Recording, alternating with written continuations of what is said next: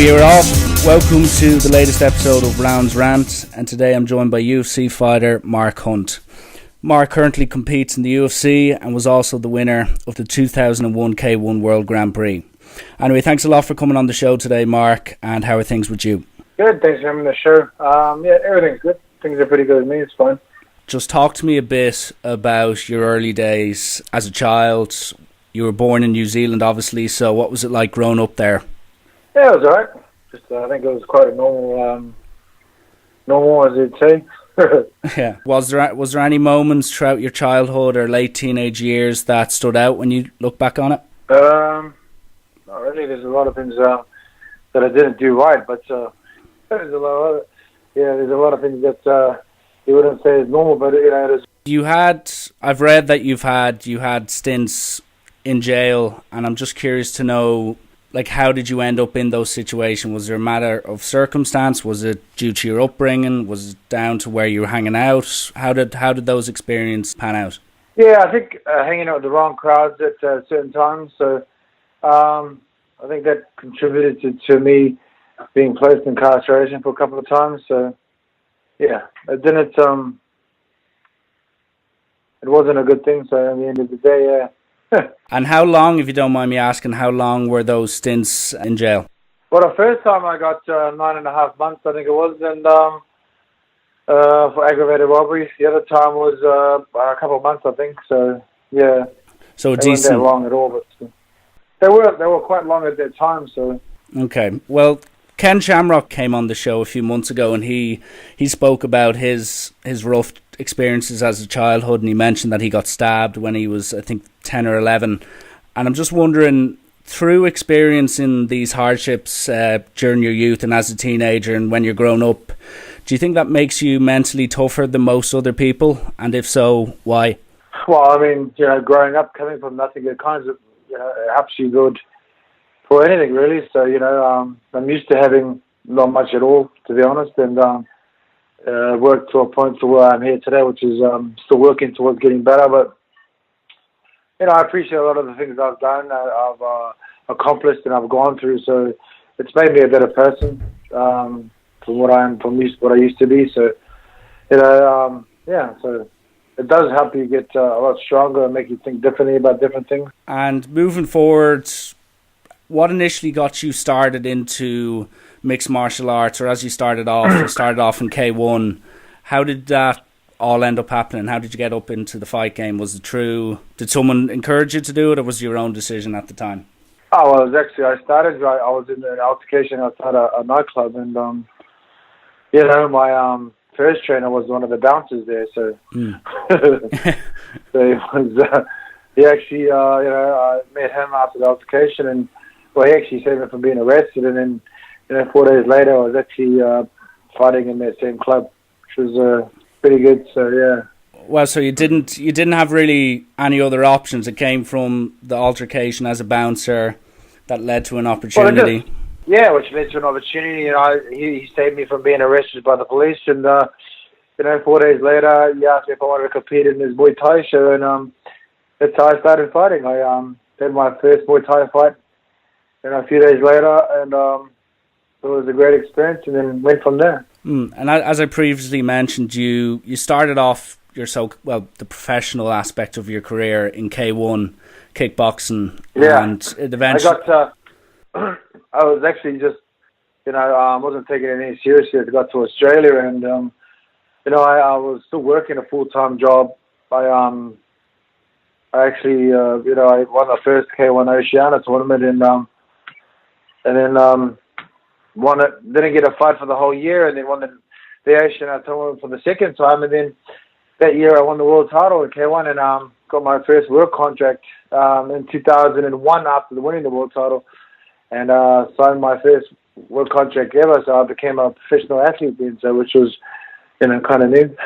Yeah. What was your biggest learning, or the biggest thing you gained from those experiences early on with K1? Was it something about improving your fight game? Was it the mental aspect? Was it something financial? Like, what was the biggest thing that surprised you or you learned from those first few years, as you said, being a professional kickboxer or mixed martial artist, whichever way you want to phrase it?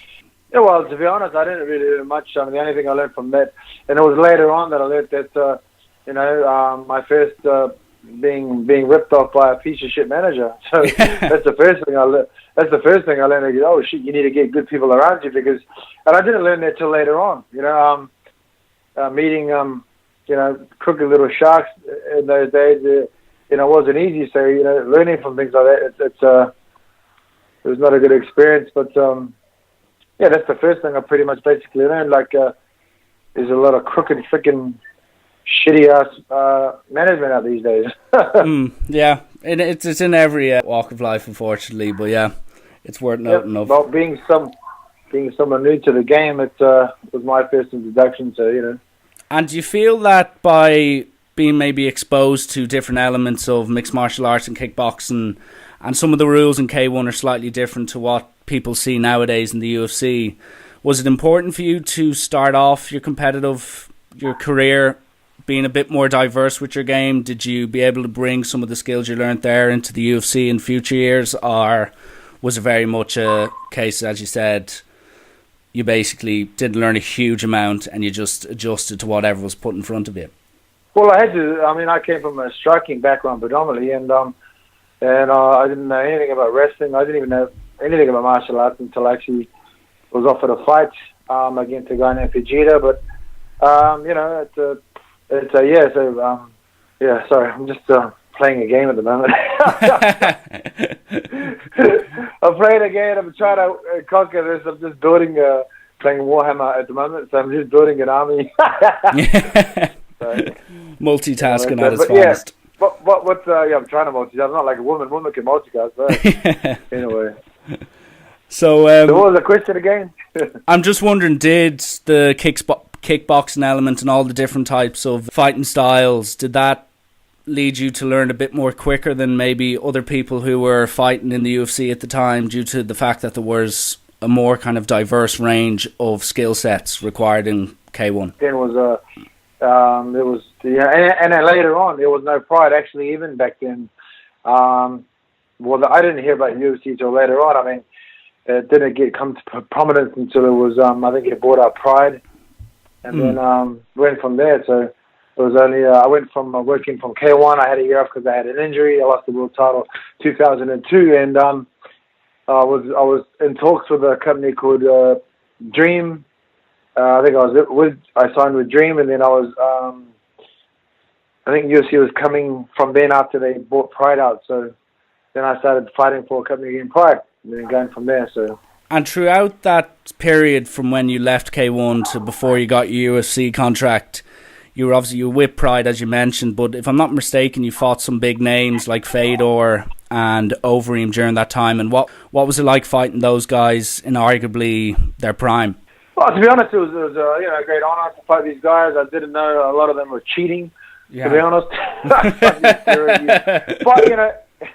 it's one of those things, coming from that era of fighting, you don't know a lot of shit. I was quite green, coming from just working a normal job to becoming a full-time prize fighter is something you have to try and get used to too as well. So,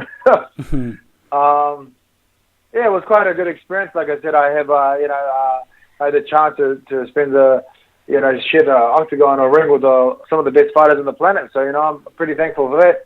Regardless they were cheating. Oh, well, a lot of them were anyway. So. Yeah. On the topic of Fedor, I don't want to spend too much time on him. A lot of people coin him as the greatest heavyweight of all time. He recently had a win in Bellator over Frank Mir.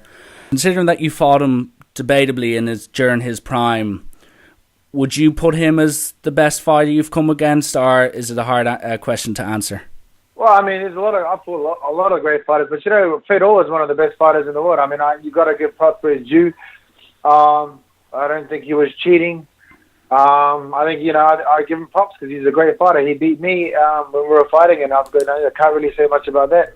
When you lose to someone, if they're not cheating, then you lose to them. That's the bottom line. So I think, Yeah. Well, I think he is a great fighter. The reason I asked that you fought so many fighters during their primes, which is, it's ultimately a compliment to you because it shows the longevity you've had in the fight game at the highest level. But let's fast forward a few years on from K1 and Pride, and you find yourself in the UFC, and I'm just curious, how did that all come about? How did you end up signing? Did Dana get in touch? Was it someone else? How did it come about? Oh, there's a long story to that, and I can't really get into that. And I won't get into it. Yeah. Okay. Throughout your time leading up to when you joined the UFC, you suffered a 5-fight losing streak, albeit against some top level fighters like we mentioned, Fedor, Alistair. But was there ever a period where you experienced failure through maybe an injury or a loss in a big fight, but looked back on it as a massive moment in creating a future success down the line? Did you mean by, I've never really, I mean, did you talking about getting injured while you're fighting, or what was the question, sorry? Well, just a knock. So say, for instance, if you ever had to suffer from an injury, whether it was a mental thing or else coming off a big loss during your career, was there ever a time where a negative eventually turned out to be a positive when you say experienced success after it? So was there ever a time you looked back on a failure and it helped you? I think for me, I know through that skill of losing, I was going through a patch, not inside the octagon or the ring, should I say, but I experienced a lot of mental strain outside of it. So I was battling with a lot of different things at certain times. There was no way that I was going to do anything, especially winning fights or anything, when I was dealing with different stuff like that. So it's hard to, I think anyone dealing with mental issues or different things at the time would understand that it does not help you with your fighting career when you have to go through things like we did. And I'm not making excuses for losses. I'm just saying you need to as a fighter, you've got to concentrate on fighting 100%, and it's not an easy thing to be doing. So especially when you got other things at play at the moment, other things that are going on in your world. So at that time they're losing. I got knocked out for the first time. I lost to a middleweight. I mean, there's no way that'll happen again, to be honest. So I just had a lot of issues. But a loss is a loss, and I take it how it is. So I mean, when people go through a losing streak, you either have to get better and start winning, or just step out of the game. And at the time, I was in a position where I had to stand up or move aside. I lost 6 times. At the end of the day, I was just walking to get a paycheck and not really doing much with it. So I'm glad I found my way back out of the hole. Some fighters never do in their careers ever, to be honest. So would you say that was a big turning point? Because after that losing streak, you had your UFC debut, which didn't go to plan. But then after that, for the next 2 years, you won 4 fights on the bounce, defeating fighters like Ben Rothwell, Stefan Struve. And this ultimately resulted in you eventually fighting Junior Dos Santos, which certainly at the time it felt like the second and third best heavyweight in the UFC, fighting for a shot at the title. You lost that fight in the 3rd round, but what I'd like to know is, did you think at that time you had the confidence, you had the belief that you were going in the right direction and it was only a matter of time before you got that title, or at least got a shot at the title? Well, yeah, I thought I was on the right path. I was doing the right things. There was no way I thought I was going to win that fight against Junior, regardless whether it was a fill-in fight for someone else. But the opportunity comes, I have to take it. I'm one of those guys that take opportunities when it comes, because sometimes it'll only come one time for you. I've had it a few times, which is lucky, and I've been thankful that the UFC has given me these opportunities, and I've been lucky to do it, because I mean, not much people can take short notice fights on short notice, so to speak. So a lot of people have to mentally build and do a lot of camps and all this sort of jazz, but I think you have to do it sometimes. But I've done a lot of my fights on short notice, and just trying to take the opportunity while it's there, to be honest. So, on the topic of taking fights short notice or having a full camp to prepare, how much of a difference does it make in relation to your fitness, your sharpening of the skills, even the weight cut? Is the difference between an extra month or 2 in camp absolutely massive, or is it still, I don't want to say easy, because no camp by the sounds of things is easy, but is it still, are you still able to have the right diet, cut down the weight naturally, get a good camp in so that you know you're fit enough to fight 3 or 5 rounds? Or if you take a fight at short notice, do you know that you're going to be in the octagon at, say, 70-80% as opposed to 100? Yeah, I think most fighters try to get in about 100, but they never really seem to do. I mean, a lot of my fights I've done on just short notice fights. I mean, a lot of my camps, when I'm done, I start camp heavy, which isn't good because most of the camp isn't actually a fight camp, it's actually a fat camp. I just have to, you know. Yeah. Yeah, it's true though, you know. So your body gets used to training while it's heavy, and it's not good for anything, you know, not good for anything, to be honest. So, yeah, but it's good to get a good camp in. I mean, otherwise you're just preparing yourself for a loss. But then I always had the opportunity. I always try to take the opportunity, which is good. But in the end, it's up to each their own. It's their choices what they want to do, and that's it. So after your fight with Dos Santos, did you ever think, or did you feel that perhaps was potentially your chance blown at ever fighting for the UFC title? Because obviously a year or two later you fought for the vacant interim heavyweight championship against Verdum. But at that moment when you lost to Junior, did you think, I've had a good run, this could be my time? Or were you mentally strong enough at that time to go, you know what, I'm good enough, I'm going to train hard enough, and I'm going to get myself back in the position where I can win this title? Well, yeah, that's what I've always thought. I was the best fighter in the world. Even I take a loss, you know. Some of those fights I've lost were on short notice, but you know, even when I make a loss, I still feel like I'm one of the best fighters in the world. There's no way in my mind that I wouldn't be competing if I didn't feel that way. I mean, I've always felt like I'm the best fighter in the world. Like I said, even with a loss. But you know, these are some great competitors. But you know, I just think it's just how I felt about myself being a lot better than them. That's probably how I always feel about being a fighter until I actually retire. So I mean, that's the way it is. Well, that's probably a good way, because the heavyweight division, very few people go unscathed without getting knocked down, without losing fights, big fights. I suppose, as you've explained, you have this no fear attitude. You're ready for any fight, short notice, long notice, doesn't matter. But do you think there's genuinely a case where certain fighters go into fights, whether it's at heavyweight or in other divisions, where the whole build-up, like a lot of people mention Conor McGregor being able to get into the head of the opponent, do you think the mental side and keeping fear and the negative thoughts out, do you think that is one of the most important parts of fighting, or do you think the actual skills honed? Well, of course it is. What does it take to be a fighter? I think I've always said fighting is 80% mental. I mean, you've got to have a strong mind to compete. At the top end, to be honest, I mean, there's no way you'll be weak and be able to compete. I mean, just fighting at their level with different opponents, you know, just to build up enough is to put a lot of people off fighting. I've always said, you know, fighting is not for everybody, to be honest, but I mean, a lot of the top end fighters are strong-willed and strong-minded people. There's no way you can be the best in the world and be a weak person mentally. You wouldn't even last long, to be honest. You wouldn't last long, and yeah. Kind of presumed that, but I just wanted to double check. It's slightly off topic. One thing, and it's one of the listeners wanted to ask this, and I just got it here by text. You're nicknamed the walkaway KO king and stuff like that. I'm just curious, when you score a knockdown with a one punch and you walk away and don't follow up with ground and pound or whatever, do you know that the opposite fighter is not getting up from that, or are you just presuming and trying to look good for the highlight reel? Well, I don't know. Actually, no, I just presume. But sometimes you can see him, he's all fucked up. You know, you're not going to continue. You know he's done, he's not going to compete. But that's when you can't really say you know, because it's like knowing someone's on steroids. You don't know until they actually go and test their blood.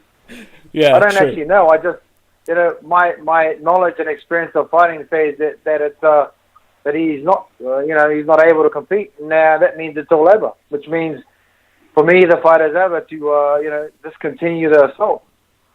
That's the way I feel about it. Anyway, so. Interesting. Well, no, I was curious myself to know where you it's like me saying, like with that dickhead Brock Lesnar, I say, hey man, he looks like he's on steroids. Yeah. Of course he looks like he's on steroids. But do I actually know? No, I don't, because I haven't gone and tested his blood. I can say to everybody, hey man, he's a fucking cheater. He looks like he's on steroids, but I don't actually know. I'm presuming he is. You know, it's just like it's one of those things. So just moving on to the topic of Brock, at UFC 200, that was another short notice fight. He was only brought in a couple of weeks beforehand, didn't do the full testing, didn't have a full camp, but due to other outside factors, he had to be brought in. And you just come off beating Antonio Silva and Frank Mir at that time. You looked to be in good shape and good form heading into that fight. So when you found out that you were fighting Brock at such a big event, what was your initial impressions? Like, were you more concerned about him, or were you thinking this is a big money fight, this is a big opportunity, I just need to go and smash this guy? Well, it was a great opportunity. Like I said, I didn't know I was fighting. It was I just signed a new contract. Everything was pretty rosy, I mean, got a new house. I got the house for the camp in Vegas. I got given a lot of things. Like, well, this is things are turning around for me. That's pretty cool. Yeah. I didn't know why I was, being iced up here. But at the end of the day, it was a good opportunity. I don't fear anybody. I mean, especially guys that are just pretending to be fighters. I mean, that guy's the king of shortcuts. I mean, it's like any guy that takes steroids. All they do is take shortcuts. That's all they're. To me, they shouldn't be martial artists. They should be just known as guys that are just taking shortcuts that can't do it the proper way. You give respect and props to guys that do things legit. And not like guys that take shortcuts and use steroids to get ahead. That's where you should give props. So for that fight, like I said, it was a great opportunity. I'm going to turn that. For that fight, I didn't know that idiot, that fool was on the gear, and like probably a lot of these guys that are cheating right now. But in the end of the opportunity, I was still worried about when I looked at him. I was like, oh fuck, well, he might be cheating like the last 4 or 5 of them. The guy before that, Alistair Overeem, I was pushed into that fight. I turned down 3 fights prior to that. And the guy in Melbourne, when they said, "Oh, would you like to fight Josh Barnett in Melbourne?" I said, "Well, let me put a clause in my contract because that guy's a known cheater." And I said no to that fight, and then 3 days later, the guy's fucking popped for steroids. So, it's not like I took the fight because I needed the money or wanted to, to take the opportunity. It was, the guy was a known cheater, and that's it. I mean, so I was just looking out for myself and my well-being, because these guys are. It's hard to compete with these guys that are cheating these days because they're a lot bigger, a lot stronger. Completely agree. At the time of the Brock fight, you were saying there you didn't know he was definitely on the juice or taking performance enhancing, but like, do you think? Well, if I knew, then there's no way that I would have taken the fight. If I knew 100% that he was cheating, then I would have said, I'm not going to take this fight. I've already turned down 2 or 3 fights prior because these guys have been cheating. Trying to get a clause in my contract so it makes it a bit safe for me if I'm not going to be looked out for. There's no way I feel these guys should be getting any because what they're doing is they're getting all these advantages, and they're not getting punished. How are they getting punished? Do you think anyone in the UFC, any members of the UFC, knew that Brock was perhaps taking performance enhancing? Because he didn't have to go through the whole USADA testing pool like everyone else did. He got kind of a shortcut special treatment for it. So do you think there could have potentially been... Look, I don't know. I don't know what they're doing over there. To be honest, I don't know why he got an exemption. I have no idea how it works over there. All I know is I don't know. And if I knew, I wouldn't have competed. I mean, like I said, I turned down 2 or 3 fights prior, and I was about, I was a bit worried about that one too. So, end of the day, I was forced to fight Alistair. He's another little cheating little bitch.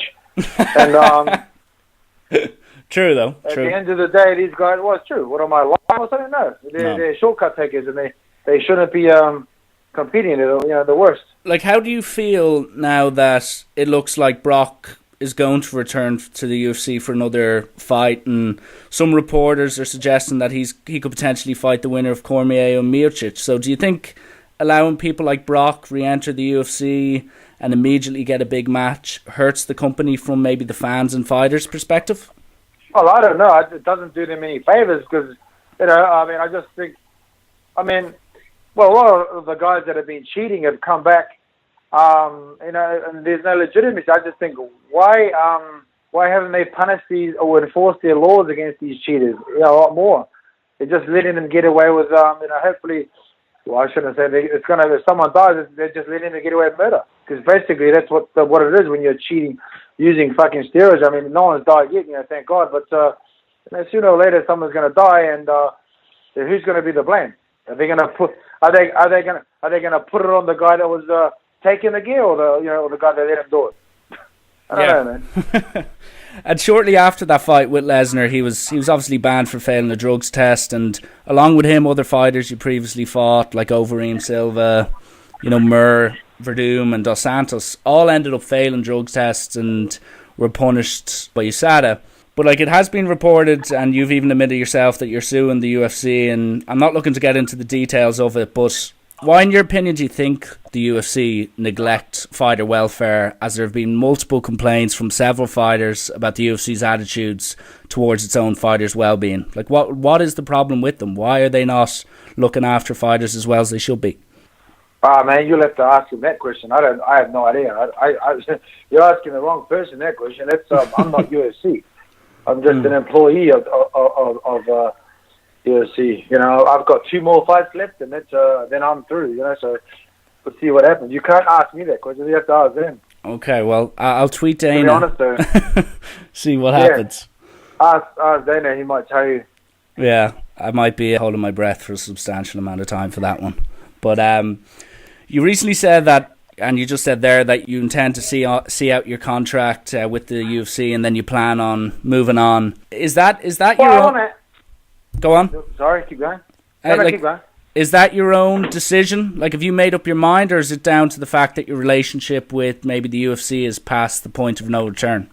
Well, a bit of both, to be honest. But at the end of the day, I just want to have, I want to, like I said, I enjoy fighting, still enjoy fighting, even though I've had a bit of a mental break right now. I'm just, trying to get back mentally, because it's been hard to try and deal with all these issues with the work and everything else. It's hard. People say it's easy and things. It's not easy to compete, but you're not there totally with your mindset. I mean, shucks, I needed a bit of time after that last loss. I mean, I should have won that fight easily, but I got wrestled, and at the end of the day, I just didn't feel like my fighting was mentally gone. So I had to, I needed this little time off and have a break, because it's hard to compete when you're competing against fucking everyone, the company you work for as well. Well, that's the way I feel. You get treated like an outsider when I'm the one here that's done nothing wrong. I go to work, I do my best, and I do it the proper way, not the cheating way, like a lot of these little donkeys that come around here saying, I'm the best fighter in the world, but hey, man, I'm sticking needles in my fucking poo chute because I'm a fucking cheat and I take shortcuts. I can't handle the pain, so I have to take shortcuts. I can't run the distance, and look at me, We should never give these guys props, especially in esports, especially fighting these cheaters. Give props to the guys that don't cheat, like Mighty Mouse, or like Stipe. Those are the guys that deserve all the money, the props, because they've worked hard. They've dropped their blood and sweat, not fucking their fucking synthetic fucking sweat. Yeah. No, that's the way I feel about it. That's the way I always feel about it. This bullshit that's going on, and it's still continuing to this day, should be stopped. Needs to be stopped. And in your view, what's the best way? Do USADA need to ban these guys for life? Do the UFC need to fire them without hesitation? What's the best way, do you think? I've already said the best thing to do is to start with take away their money, their financial gain. I said, well, what's the problem with, you don't have to give it to the other guy, or at least take half of it, give the other guy, just take it off them. Don't give them nothing, because you know what, now they're getting paid to cheat. They're making money. So that little dickhead fucking Brock Lesnar, he got paid, I don't know, whatever the fuck he got paid. He paid that fine that he got from USADA or whatever, and he goes on his merry way. How is he getting punished for cheating? He didn't get punished at all. Maybe if it took it out of his bank account, then maybe he got punished. But first thing is take away their financial gain, and then we'll start from there. Because when they don't get no money to cheat, they won't do it. Because a lot of people say, "Oh, I do it because I love fighting." But stop lying! I'll knock your fucking teeth out for free. You know? Since when is it fucking? Oh man, I love fighting. I just fighting's about paying the hurt business, and it's not. You know, there's a lot that goes with it mentally. So no one has to do that shit for free. That's the problem these days. A lot of these people say, "Oh, I just want to be in the UFC. And when they actually make it in the UFC, they get pittance money. He goes, "Well, where's the money?" He goes, "Well, you said you'll love to do it for free. Come and get your head punched in for free, mate." Yeah. Fat chance of that. There's a lot of idiots. There's a lot of idiots these days, you know. But at the end of the day, like I said, these guys are getting away. The first thing to do is take away their financial gain, and we'll start from there. Sooner or later, they won't be doing it for free because they won't be doing it at all because, you know, no one loves to fight for nothing. Fighting was a way. Fighting was a way to get out of being poor and another avenue for guys that didn't do well. Fighting is a slave way to get out of everything. You know, from being poor to helping yourself. That's for me what fighting was about. Freedom. I don't know what people think about these days. I mean, anyway, that's my little take on this bill. Take away their money. Well, no, I think you're targeting the thing that matters most to most of these fighters, and that's their livelihood. That's putting dinner on the table for their families. So maybe they'll respect the actions they take and the cheating actions they take by, as you said, taking away the thing that probably matters the most for them. Look, man, I've said it before too. That a pure example, that little cocksucker fucking Lance Armstrong, that cycle rider. You know, that little dickhead cheated for 7 years and got away with it. Him and the rest of those little phonies, and they got away with it all for 7 years Tour de France. So the last person that was not cheating was the number 32. So from number 1 to 32, the guy at 32 should have been winning. The guy, that goes to show how far back, you know, they are cheating and what level of advantages these guys get. 1 to 32, look at the gap, how big it is. So if the number 32 should have got all the benefits for being the number 1 in the world, plus his family and kids. But it wasn't because 32 of these little pricks cheated. So, you know, that's like with fighting. I mean, with cheating, with using steroids and all that stuff, that's how far the advantage is. They get all the better rest, they get better sleep, mentally, everything.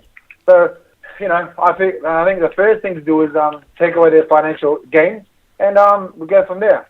They'll be. I think you'll cut like all of them straight away when they're not getting no money for it. Well, listen, hopefully we see that day come soon, but we'll have to wait on it. You were mentioning there that moving on after your contract runs out, but is there a chance, because you're still a top 10 fighter in the UFC, if you were to win maybe your next 2 fights, and I've seen you recently call out Francis Ngannou, and you've never shied away from fighting the best fighters or the most dangerous fighters, but if say you went on a 2-fight winning streak, would you not look to maybe negotiate and try work things out with the UFC to extend that contract, or is the way you see it, no matter what happens in these next 2 fights, I'm done? To be honest, I'm going to fight 5 more times and really reassess my career about retire, because I am 44. One of the oldest. I've had shitloads of problems with steroids and steroid use. For the last, a lot of my injuries I have. I've broken hand in 2 places because fighting guys that are cheating. I've had enough, man. I've had enough of trying to compete against these guys. You know, you're talking to someone that came from the era of Pride and K-1. You know, who the fuck knows what those guys was sticking in their ass? You know, it's fucking ridiculous. It was lawless back then. So I came from that era, and I survived that era, and I'm still here. No, that is a fair point. You know, and to be honest, coming from that era and knowing all those things, I was like, man, well, I'm not going to be like these guys because that means that everything I've done, that means, hang on, let me just try and kill this guy. I'm just, guys, there's one car. I'm talking to you, but I haven't even got my headset on. Oh, shit. Anyway, we won that round anyway, so yeah. I don't know, like I said, I don't think, unless it's a really seriously good offer, and I don't think I should want to deal with the rest of my life, my fighting career with a company that doesn't give a shit about, I don't think they care about my well-being, I mean, at all.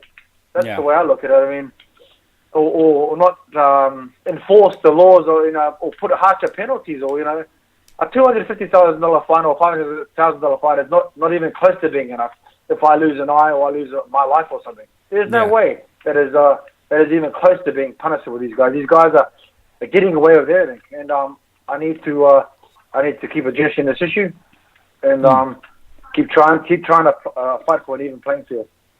Because at the end of the day, that's all I'm trying to do is make it even. And it's taken a long, long time for me to realize that that's what I'm doing. Because I'm fighting all these guys, and these injuries are coming, and it's hard to keep going. I can imagine so. It's hard to keep going, baby, because everyone's a fucking little bitch cheat.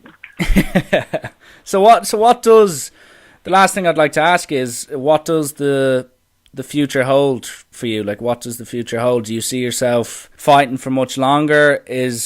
as you were saying, is this lawsuit going to take most of your time out? Like what do you see yourself doing in a few years' time? Do you see yourself retired, or do you still want to fight somewhere else in a different organization? So I see myself killing some of these little bitch noobs on here. That's what I do. I don't know, man. I mean, do you know what the future holds for you? I only know the immediate future, and that is I'll be going to sleep in about the next half an hour or an hour. But apart from that, I don't know. I don't know what tomorrow brings. That's pretty much like me. So the immediate future for me is killing these noobs and then going to do some exercise, and that's about it. So I don't know what the future holds. You know, I think plans or things to making plans for the future, you can only want the best for everything. But who knows? I have no idea what's going to happen in the future. You know, I could get a training after this or after killing some of these noobs and get run over. Who the fuck knows? I don't know, man. And are you currently? You're not in pre-fight camp, but are you still keeping yourself in tip-top condition? Sure. Like, are you ready for a fight? I'm trying to get back to camp. It's hard. Like I said, I've had a bit of a... They're coming last mid. I've had a mental block. Like I said, it's got to me, or the fighting's got to me mentally. It's hard to deal with all the issues I had outside. And, I'm just trying to come back mentally. I'm still the number 6 in the world. I don't know why someone else is number 6, but I know why I'm number 6. And I've got a couple more fights into my contract. I want to see my contract out and see what happens from there. I still feel like I can beat some of these guys. Well, all of them. I mean, I like another shot fighting the champ. Yeah. But I just need a couple more fights. I've given these other guys opportunities instead of taking or waiting for the guy that's above me. And, we'll go from there. So I've got 2 more fights. I'm looking forward to competing, hopefully end of the year or something like that. And, and finishing my career off on a winning note. But we'll see what happens. I want to fight 5 more times. And I still want a chance to fight for the belt. I still feel I'm one of the best fighters in the world. Damn it, I just got blasted. Yep, okay. So I feel like I'm still one of the best fighters in the world. And I always feel like that. Well, that's good to hear. That's good to hear. So to conclude my podcast, I do a quick fire round questions. So I'll ask you a few quick fire questions. So the first thing you can think of, just say it aloud. And as I said to most people, don't try and regret it. Go on. So the first question is, who was the strongest fighter you've ever faced? Mark Hunt. But you've never faced yourself. Yeah, I have. I face myself every day when I wake up. I have to fight with my mind whether I should go training or whether I should do this. Of course, I'm the hardest opponent. No one else can be bigger and stronger than me because that's the way it is. I mean, everyone has to fight demons, but when it's not no opponent, it's not no one else that you're fighting yourself. Okay, that's a very interesting way to answer that question, and I like it. That's always been the case, though. That's always been the case. What is the worst advice you see or hear being given in your world? Oh, man, like I explained before, I love fighting. I do it for free. I just want to be in the UFC. Man, those guys should be really tortured because they don't know what they do. Those guys, I'll do it for free. I just love fighting. Okay, that's fine. That's the worst advice. Okay, so the people who tend to say they have the love for the fighting game, not so much the paycheck. Well, even the other guy that says to me, I've had over 1,000 street fights and I'll be good at MMA fighting. I'll be a good mixed martial artist, which is not the case. So street fighting and being an actual fighter is not the same thing. Okay. What is your favorite movie? Scarface. Classical. You know? I do. I've seen it. Fucking cockroaches. Those fucking cockroaches. Come on! I'll kill you now. Watch it. He's going to stick his tongue out there. It's like a fucking lizard, man. It's like a lizard. Yeah, it's my favorite movie. Next question is, if you were to give a TED Talk, what would you talk about? If I was to give what, sorry? A TED Talk. What's that? It's like a presentation on a chosen topic. So you can pick anything to talk about for 10 minutes to an audience. Oh, probably fighting or eating, something like that. Pick one, either fighting or eating. Maybe choices in life. I'll pick one of those, yeah. Okay. And which person do you admire most and why? I don't know. There's a lot. I like Mike Tyson because he conquered the fighting world and he's had a great life. So probably Mike Tyson. Okay. And last but not least, describe yourself in 3 words. I don't know. I have no idea. Strong, courageous, and all good stuff. All good stuff. All good stuff's actually a good way to describe yourself in 3, if you want to use that. But no, listen, that concludes the podcast, Mark, and thanks a lot for coming on. I've really enjoyed getting to learn about aspects of your childhood and perspectives on fighters and elements of the fight game. Yeah, man, no worries. For sure, I've got a book out called Born to Fight, so you can probably get it on paperback or on the internet. You can buy one, and you can read all about me. It's written by Ben McCalvey, and then you know all about me, so I don't have to talk shit all the time about it. And is that an autobiography about your life? Yes, it's Born to Fight, about my life and how I got to be where I am. Well, actually, how I got to be a prize fighter, and how I got to do things the way from my eyes, from my point of view, how I saw things in my career, and how things are now. So yeah, I mean, Born to Fight. Super. You can get it out on an ebook somewhere. So I'll get that. I'll get that linked on Amazon. And I might also add, before I let you go, I forgot to mention actually that you're my go-to fighter in the UFC video game, and many men have been slayed over the last few years. But it goes without saying. Listen, I wish you all the best, both inside and outside the octagon. And as I said, I hope today goes well. I hope the next week goes well, and I hope your future works out the way you want it to. All right, thanks very much for your time, and thanks for having me on your show. So, thanks very much. I'll talk to you later. No worries. Thanks, Mark. Take care.